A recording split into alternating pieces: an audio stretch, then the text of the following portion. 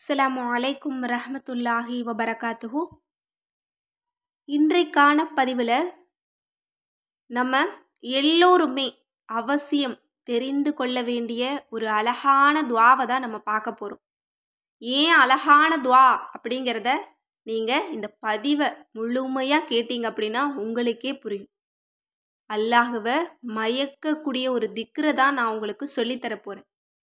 அதாவது 20 வருடங்களாக கேட்டு கிடைக்காதது, இதை ஓதியதும் அல்லாஹாலா கொடுத்தான் அப்படின்னா அது எவ்வளவு ஒரு கண்ணியமான ஒரு சிறந்த ஒரு திக்ரா இருக்கும் அப்படிங்கிறத நம்ம யோசிக்கணும்.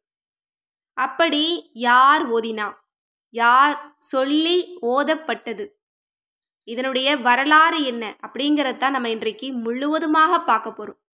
அதாவது நான் இன்றைக்கு உங்களுக்கு சொல்ல போகிற ஒரு திக்ர் அப்படிங்கிறது நபி யூசுப் அலைஹி வஸல்லம் அவங்களுடைய வாழ்க்கையில் நடந்த ஒரு சம்பவத்தை தான் நான் உங்களுக்கு சொல்ல போகிறேன்.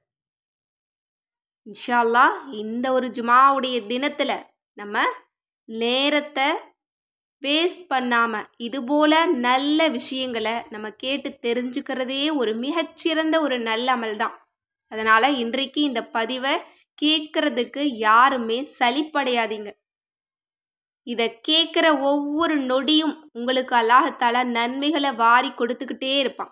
கண்டிப்பாக இந்த பதிவை முழுமையாக கேளுங்க. இதில் நம்ம எல்லோருக்குமே ஒரு படிப்பினையும் இருக்குது. ஒரு அற்புதமான துவா கபூல் ஆகக்கூடிய ஒரு சிறந்த துவாவும் இதில் இருக்குது. கண்டிப்பாக இதனுடைய முடிவில் நம்ம எல்லோருமே மகிழ்ச்சியாக இருக்கலாம். ஏன்னா அப்படிப்பட்ட ஒரு பெஸ்ட்டான ஒரு துவாவை தான் நான் இன்னைக்கு உங்களுக்கு சொல்லித்தர போகிறேன். இப்போது நபி யூசுப் அலைஹி வஸல்லம் அவங்களுடைய வரலாறை நம்ம எல்லோருமே தெரிஞ்சுக்கணும். இன்றைக்கு அப்படி நான் உங்களுக்கு யூசுப் அலைஹி வஸல்லம் அவங்களுடைய வரலாறை சுருக்கமாக நான் உங்களுக்கு சொல்ல போகிறேன். அதாவது நபி யாக்கூப் அலைஹி வஸல்லம் அவர்களுடைய மகன்தான் யூசுப் அலைஹி வஸல்லம் அவங்க. நபி யாக்கூப் அலைஹி வஸல்லம் அவங்களுக்கு 12 குழந்தைகள். அதாவது முதல் மனைவிக்கு 10 பிள்ளைங்க, எல்லாமே ஆண் பிள்ளைங்க தான். இரண்டாவது மனைவிக்கு 2 ஆண் பிள்ளைங்க. அப்படி இருக்கும்போது இந்த 10 சகோதரர்களுமே நபி யூசுப் அலைஹி வஸல்லம் அவங்க மேலே ஒரு பொறாமையை ஏற்படுத்தி வச்சிடுறாங்க. அதாவது நம்முடைய தந்தையினுடைய அன்பு ஒட்டுமொத்தமாக அவருக்கே கிடைச்சிருது, நம்ம யாருக்குமே கிடைக்கிறது இல்லை அப்படிங்கிற ஒரு பொறாமை ஏற்படுது. அப்படி இருக்கும்போது எல்லாருமே சேர்ந்து ஒரு திட்டத்தை தீட்டுறாங்க. இவரை கொண்டு போய் நம்ம எங்கேயாச்சும் கிணத்துல கொண்டு போய் போட்டு வந்துடுவோம் அப்படின்னு. அதற்கு தந்தை கிட்ட வந்துட்டு அனுமதி கேட்குறாங்க. நபி யாக்கூப் அலைஹி வஸல்லம் அவங்க கிட்ட வந்து கேட்குறாங்க, இந்த மாதிரி நாங்கள் வெளியில் போகிறோம், தம்பியையும் கூட அழைச்சிட்டு போகிறோம், நல்ல முறையில் உங்களுக்கு கொண்டு வந்து கொடுத்துருவோம் அப்படின்னு சொல்லி. சரி கூட்டிகிட்டு போங்க அப்படின்னு சொல்லி அனுப்பிடுறாங்க. அதற்கு முன்பாக ஒரு சிறந்த ஒரு நிகழ்வு நடக்குது. அதாவது போகிறதுக்கு முன்னாடி நபி யூசுப் அலைஹி வஸல்லம் அவங்க நபி யாக்கூப் அலைஹி வஸல்லம் அவங்க கிட்ட வந்து சொல்கிறாங்க, தந்தையே நான் இன்றைக்கு ஒரு கனவு கண்டேன். அதில் சூரியன் சந்திரன் 11 நட்சத்திரங்கள் எனக்கு சஜ்தா செய்வதாக நான் கனவு கண்டேன் அப்படின்னு சொல்லும்போது நபி யாக்கூப் அலைஹி வஸல்லம் அவங்களுக்கு இதில் ஒரு பெரிய ஒரு விஷயம் இருக்குது, இதை பற்றி மற்ற சகோதரர்கிட்ட நீங்கள் தெரிவிக்க வேண்டாம் அப்படின்னு சொல்லிடுறாங்க. அவங்களுக்கு புரியுது இதில் ஏதோ ஒரு பெரிய ஒரு விஷயம் இருக்குது அப்படின்னு. அதற்கு பிறகு அந்த சகோதரர்கள் எல்லாமே யூசுப் அலைஹி வஸல்லம் அவங்கள கூட்டிகிட்டு போயிட்டு ஒரு கிணத்துல தூக்கி போட்டுடுறாங்க. போட்டுட்டு வந்து யாக்கூப் அலைஹி வஸல்லம் அவங்க கிட்ட சொல்கிறாங்க, தந்தையே நாங்கள் போனோம், அந்த இடத்துல ஒரு விளையாட்டு பொருட்கள் சாப்பாட்டு பொருட்களை வச்சோம், அந்த இடத்துல யூசுப் இருந்தார், திடீர்னு நாங்கள் எல்லாமே தண்ணி எடுக்க போனோம், அப்போது ஓனாய் சாப்பிட்ருச்சு அப்படின்னு சொல்லி ஒரு கதையை சொல்லிடுறாங்க. இப்போது யூசுப் அலைஹி வஸல்லம் அவங்க கிணத்துல தான் இருக்காங்க. அப்போது அந்த வழியாக வந்த பயனாளிகள், அதாவது பயணம் செய்யக்கூடிய ஒரு கூட்டத்தினர் தண்ணி இறைப்பதற்காக வாளியை விடுறாங்க. அதில் யூசுப் அலைஹி வஸல்லம் அவங்க ஏறி மேலே வந்துடுறாங்க. அவங்களுக்கு ரொம்ப சந்தோஷம். ஏன்னா அந்த ஒரு காலகட்டத்தில் அடிமைகளை விற்கிறது அப்படிங்கிறது ஒரு பெரிய ஒரு விஷயமா இருக்கும். அதனால் ஒரு அடிமை கிடைச்சாச்சு, இந்த ஒரு குழந்தைய நம்ம விற்றோம் அப்படின்னா நமக்கு நிறைய பணங்கள் கிடைக்கும் அப்படின்னு சொல்லி ரொம்ப சந்தோஷப்பட்டு அதே போல் ஒரு சந்தையில் கூட்டிகிட்டு போயிட்டு விற்கிறாங்க. அப்போது அங்கே ஒரு அரசர் வந்து யூசுப் அலைஹி வஸல்லம் அவங்கள வாங்கிட்டு போகிறாங்க. அந்த அரசர் கொண்டு போய் தன்னுடைய மனைவி, அவங்க அரசி இல்லையா, அவங்க கிட்ட கொண்டு போய் யூசுப் அலைஹிஸ்ஸலாம் அவங்கள வளர்க்குற பொறுப்பை கொடுத்துட்றாங்க. இவங்களும் வளர்ந்து வந்தாச்சு. இவங்க நல்ல வாலிப வயசுக்கு வந்தாச்சு. அப்போது பார்க்கறதுக்கு அவ்வளவு அழகாக இருக்காங்க. ஏன்னா யூசுப் அலைஹிஸ்ஸலாம் அவங்க தான் நபிமார்களில் அழகானவங்க. இந்த வரலாறையே அல்லாஹ்தாலா எப்படி சொல்கிறான் அப்படின்னா அழகிய வரலாறு அப்படின்னு தான் சொல்கிறான். அப்படிப்பட்ட அழகோடு இருக்காங்க. பார்க்குறவங்கெல்லாம் அவங்கள பார்த்து மயங்கி விழுகிற அளவுக்கு அவங்க அவ்வளவு அழகாக இருந்தாங்களாம். இப்போ அந்த வளர்க்குறதுக்கு கொடுத்த அந்த அரசனுடைய மனைவி இவங்க மேலே ஆசைப்படுறாங்க. இவங்களை எப்படியாவது அடையணும் அப்படின்னு நினச்சி இவங்க கிட்ட தவறாக நடந்துக்க முயற்சி பண்ணுறாங்க. அப்போது அந்த அரசர் நம்பலை. அப்போ இந்த அரசி என்ன பண்ணுறாங்க, இந்த அரசியை பற்றி வெளியில் தவறாக தகவல்கள் பரவ ஆரம்பிக்குது. அப்போது அங்கே இருக்கக்கூடிய பெண்களை எல்லாம் ஒரு நாள் கூப்பிட்டு வச்சு அவரை காமிக்கிறாங்க. அப்போ எல்லாருமே அவங்க கையில் ஒரு பழத்தையும் ஒரு கத்தியையும் கொடுத்தாங்களாம். அப்போது அந்த பெண்கள் எல்லாமே கையை அறுத்தாங்களாம். அந்த அளவு நபி யூசுப் அலைஹிஸ்ஸலாம் அவங்கள பார்த்து மயங்கினாங்களாம். அப்படி இருக்கும்போது இவங்க எல்லாமே யூசுப் அலைஹிஸ்ஸலாம் அவங்கள அடையணும் அப்படின்னு சூழ்ச்சி பண்ணும்போது இவங்களுடைய சூழ்ச்சிக்கெல்லாம் நான் சிறைச்சாலைக்கு போகிறதே மேல் அப்படின்னு சொல்லி சிறைச்சாலைக்கு போயிடுறாங்க. அங்கே கொஞ்சம் காலங்கள் வாழ்கிறாங்க. அங்கே 2 கைதிகள் இவங்களுக்கு பழக்கமாகறாங்க. அப்படி இருக்கும்போது இவங்க அங்கே இருக்கக்கூடிய கைதிகளுக்கு கனவுகளினுடைய விளக்கத்தை இவங்க சொல்கிறாங்க. அப்போ அந்த கைதிகளுக்கு நேரம் முடிஞ்சு அவங்க சிறையிலேருந்து வெளியில் வர்ற சமயத்தில் யூசுப் அலைஹிஸ்ஸலாம் அவங்க சொல்கிறாங்க, வெளியில் போயிட்டு என்ன ஞாபகம் வச்சுக்கோங்க, என்ன இங்கேருந்து வெளியில் கொண்டு போக ஏதாவது முயற்சி செய்யுங்க அப்படின்னு சொல்லி சொல்கிறாங்க. அப்போது அந்த கைதிகள் வெளியே போயிட்டு ஒரு அரசர்கிட்ட வேலைக்கு சேர்றாங்க. அங்கேயும் ரொம்ப காலம் ஆயிடுது, ரொம்ப வருஷங்கள் மறந்துடுறாங்க. அப்புறம் அந்த அரசர் ஒரு நாள் ஒரு கனவை காண்கிறாரு. இதனுடைய விளக்கம் எங்கேயாவது கிடைக்குமான்னு கேட்கும்போது தான் அந்த கைதிகளுக்கு யூசுப் அலைஹிஸ்ஸலாம் அவங்களுடைய ஞாபகமே வந்திருக்கு. அப்போ யூசுப் அலைஹிஸ்ஸலாம் அவங்கள சந்திச்சு இதனுடைய விளக்கத்தை கேட்குறாங்க. அப்படி என்ன கனவு அப்படின்னா 7 மெலிந்த மாடுகள் 7 கொழுத்த மாடுகளை சாப்பிடுது, 7 காய்ந்த பயிர்கள் 7 பசுமையான பயிர்கள். இதனுடைய விளக்கம் என்ன அப்படின்னு கேட்கும்போது யூசுப் அலைஹிஸ்ஸலாம் அவங்க சொல்கிறாங்க, 7 வருடங்கள் செழிப்பாக இருக்கும் உங்கள் நாடு, அதற்கு பிறகு 7 வருடம் பஞ்சம் ஏற்படும். அப்படி இருக்கும்போது நீங்கள் 7 வருடம் செழிப்பாக இருக்கிற சமயத்தில் தானியங்களை சேகரித்து வச்சுக்கோங்க அப்படின்னு சொல்லி அனுப்பிடுறாங்க. இதை கைதிகள் அரசர்கிட்ட சொல்லும்போது அரசருக்கு ஆச்சரியம் தாங்கலை. இப்படி ஒரு விளக்கமா, இப்படி ஒரு செயல்முறையா அப்படின்னு சொல்லி ஆச்சரியப்பட்டு யூசுப் அலைஹிஸ்ஸலாம் அவங்கள சிறையிலேருந்து வெளியில் கொண்டு வர முயற்சி பண்ணுறாங்க. ஆனால் இவருக்கு விருப்பம் கிடையாது. எப்படியும் இவரை வெளியில் கொண்டு வரணும்னு முயற்சி பண்ணி கொண்டு வந்துடுறாங்க. அதற்கு பிறகு அரசர் கேட்குறாரு, யூசுஃபே உங்களுக்கு எந்த மாதிரியான பொறுப்பு வேணுமோ நீங்கள் எடுத்துக்கலாம் அப்படின்னு சொல்லும்போது நிதியரசராக ஒரு பொறுப்பை எனக்கு கொடுங்கன்னு சொல்லி கேட்குறாங்க. அப்போ தான் எல்லா மக்களுக்குமே நல்லது பண்ண முடியும் அப்படின்னு அந்த பொறுப்பையும் கொடுக்கப்படுது. அதற்கு பிறகு அந்த நாட்டில் 7 வருஷம் செழிப்பு இருந்தது. அதற்கு பிறகு 7 வருடம் பஞ்சம் ஏற்பட்டுச்சான். அந்த பஞ்சத்தில் தான் ஒரு பெரிய வரலாறு நடக்குது. இந்த வரலாறுல ஒரு புதிய மாற்றம் வருது. அதாவது அங்கே இவருடைய சகோதரர்கள் 10 பேர் வர்றாங்க. எங்களுடைய நாட்டில் ரொம்ப பஞ்சம், உங்ககிட்ட உணவு இருக்கிறதாக, இந்த நாட்டில் உணவு இருக்கிறதாக சொன்னாங்க, எங்களுக்கு தர முடியுமா அப்படின்னு சொல்லி கேட்குறாங்க. இவங்களும் கொடுத்துட்றாங்க. கையில் கொடுத்துட்டு திரும்பவும் சொல்கிறாங்க, இல்லை உங்களுக்கு இன்னொரு சகோதரர் இருப்பார் இல்லையா, அவரையும் கூட்டிகிட்டு வாங்க, தர்றேன் அப்படின்னு சொல்லி அந்த பயிர்களை எல்லாம் வாங்கி வச்சுக்கிறாங்க. இவங்க என்ன பண்ணுறாங்கன்னா நபி யாக்கூப் அலைஹிஸ்ஸலாம் அவங்க கிட்ட போயிட்டு இந்த மாதிரி இன்னொரு சகோதரரையும் கூட்டிகிட்டு வந்தால் தான் பயிர்கள் தர்றாங்களாமா அப்படின்னு சொல்லும்போது, இல்லை நீங்கள் இது போல தான் யூசுஃபை அழைச்சிட்டு போனீங்க, என்ன நடந்தது, அதனால் நான் இவரை அனுப்ப மாட்டேன்னு சொல்லிடுறாங்க. இல்லை தந்தையே, எங்கள் மேலே நம்பிக்கை வைங்கன்னு சொல்லி வற்புறுத்தி அந்த யூசுப் அலைஹிஸ்ஸலாம் அவங்க உடன் பிறந்த அந்த தாய்க்கு பிறந்த இன்னொரு சகோதரரையும் சேர்த்து இவங்க கூட்டிகிட்டு போயிடுறாங்க.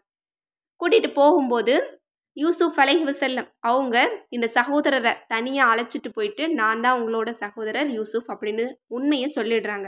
ஆனால் இவரை கூடையே வச்சுக்கணும்னு ஆசைப்படுறாங்க. ஆனால் அந்த நாட்டில் அப்போது அந்த ஒரு பெரிய ஒரு அதிகாரத்தில் இருக்கக்கூடிய ஒரு இடத்துல புதிய நபர்களை வந்துட்டு இருக்க வைக்கிறதுக்கு அனுமதி கிடையாது. அப்போது யூசுப் அலைஹிஸ்ஸலாம் அவங்க ஒரு விஷயத்த பண்ணுறாங்க. அதாவது இவங்களுக்கெல்லாம் பயிர்களெல்லாம் கொடுத்து நீங்கள் போயிட்டு வாங்கன்னு சொல்லி அனுப்பும்போது அதை செக் பண்ணுறதுக்கு சில ஆட்கள் இருப்பாங்க இல்லையா, அவங்கள வச்சு செக் பண்ணும்போது எங்களுடைய ஒரு அளவு பாத்திரத்தை வந்துட்டு நீங்கள் எடுத்துகிட்டு போகிறீங்க, அதனால் உங்கள் எல்லாரையுமே நாங்கள் செக் பண்ணுறோன்னு சொல்லி செக் பண்ணும்போது அந்த யூசுப் அலைஹிஸ்ஸலாம் அவங்க உடன் பிறந்த அந்த சகோதரருக்கு தான் அவருடைய பொருட்களில் தான் இந்த ஒரு பொருள் இருக்குது.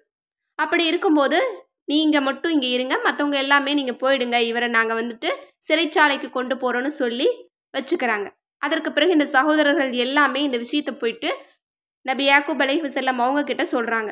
அவங்களுக்கு தாங்க முடியாத கவலை, அதில் அழுது அவங்களுடைய கண் பார்வை இழந்துடுறாங்க. அதிகமாக அழுத நபியில் யாக்கூப் அலைஹிஸ்ஸலாம் அவங்களும் ஒருத்தங்க. இல்லை தந்தையே, நாங்கள் உண்மையை தான் சொல்கிறோம் அப்படின்னு சொல்லி அவங்க வந்து வலியுறுத்தி சொல்கிறாங்க. ஆனால் யாக்கூப் அலைஹிஸ்ஸலாம் அவங்களுக்கு நம்பிக்கையே வரல. இந்த விஷயத்தையும் வந்து நபி யூசுப் அலைஹிஸ்ஸலாம் அவங்க கிட்ட வந்து தெரிவிக்கிறாங்க. இப்படி எங்களுடைய தந்தையினுடைய கண் பார்வையும் போயிடுச்சு அப்படின்னு சொல்லும்போது நபி யூசுப் அலைஹிஸ்ஸலாம் அவங்க தன்னுடைய அந்த சிறு வயதில் போட்டிருந்த அந்த சட்டையை கொடுத்து அனுப்பி இதை நீங்கள் வந்துட்டு அவருக்கு பக்கத்தில் வச்சுருங்க அப்படின்னு சொல்லும்போது அதே போல் அவங்க செய்கிறாங்க. அவங்க அந்த வாசனையை நுகர்ந்த உடனேயே அவங்களுக்கு கண் பார்வை வந்துடுது. அதற்கு பிறகு எல்லாருமே சேர்ந்து அந்த மிஸ்ர் நாட்டில் தான் நபி யூசுப் அலைஹிஸ்ஸலாம் அவங்க அரசராக வாழ்ந்துட்டுருக்காங்க. அந்த இடத்துக்கு தாய், தந்தை, சகோதரர்கள் எல்லாருமே போகிறாங்க. போயிட்டு தாய் தந்தையை சிம்மாசனத்தில் உட்கார வச்சுட்டு இவங்க அழகு பார்க்குறாங்க. அப்போது அந்த சகோதரர்கள் எல்லாருமே யூசுப் அலைஹிஸ்ஸலாம் அவங்களுக்கு சஜிதா செஞ்சாங்க. அப்போதான் யூசுப் அலைஹிஸ்ஸலாம் அவங்க யாக்கூப் அலைஹிஸ்ஸலாம் அவங்க கிட்ட சொன்னாங்களாம், தந்தையே, நான் சின்ன வயசில் கண்ட கனவுக்கான விளக்கம் இதுதான். சூரியன், சந்திரன், 11 நட்சத்திரங்கள் எனக்கு சஜிதா செய்வதாக நான் கண்ட கனவு இதுதான் அப்படின்னு சொல்லி சொன்னாங்களாம். இதுதான் அழகிய வரலாறு அப்படின்னு அல்லாஹ் தஆலாவே தனது திருக்குரானில் சொன்ன அழகான சம்பவங்கள், அழகான வரலாறு. இன்னும் அழகான ஒரு நபியை பற்றிய விஷயங்கள். அவருடைய அழகு எப்படிப்பட்டது அப்படின்னா, உலகத்தில் இருக்கக்கூடிய பாதி அழகு யூசுப் அலைஹிஸ்ஸலாம் அவங்க தான். இதற்கு பிறகு என்ன நடக்குது அப்படின்னா, யூசுப் அலைஹிஸ்ஸலாம் அவங்க எல்லா சகோதரர்களையும் மன்னிச்சிட்டேன் அப்படின்னு சொன்னாலும் அந்த சகோதரர்களுக்கு இது ஒப்பலை. தன்னுடைய தந்தை கிட்ட சொல்கிறாங்க, தந்தையே, தாங்களும் என்னுடைய சகோதரரும் எங்களை மன்னிச்சிட்டாலும் அதனால் எங்களுக்கு எந்த பயனும் இல்லை. நீங்கள் அல்லாஹ்விடத்தில் எங்களுக்காக பாவ மன்னிப்பு கேளுங்க. அல்லாஹ் மன்னிச்சா மட்டும்தான் உண்மையான மன்னிப்பு. நீங்கள் எனக்காக கேளுங்க, நீங்கள் கேட்டுக்கிட்டே இருங்க. கண்டிப்பாக அல்லாஹ் தஆலா வஹீயின் மூலம் எங்களை மன்னிச்சிட்டேன்னு சொல்கிற வரைக்கும் நீங்கள் கேளுங்க அப்படின்னு சொல்லி அந்த சகோதரர்கள் எல்லோருமே வலியுறுத்தி சொல்கிறாங்க.